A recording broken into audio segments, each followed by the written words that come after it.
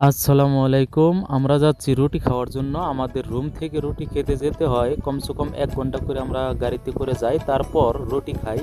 কি রুটি খাই আপনাদেরকে দেখাবো। আমিও ভালো করে নাম জানি না।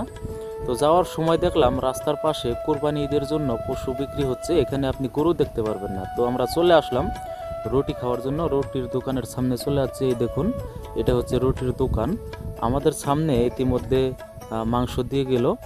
মাংসটা দেখেন কালারটা কি সুন্দর। এখন রুটি দিয়ে যাবে।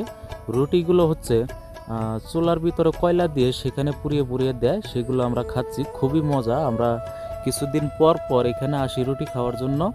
খুবই ভালো লাগে, সেজন্যই আসি। কারণ ভালো না লাগলে আমরা এত দূর আসতাম না। অনেক দূর আসতে হয়, ১ ঘন্টা করে কমসে কম গাড়িতে আসতে হয়। সেজন্য আমরা কিছুদিন পর পর, বিশেষ করে শুক্রবার দিন বেশি আসি। কারণ শুক্রবার দিন আমাদের সবারই হাতে পয়সা থাকে এবং ছুটিও থাকে।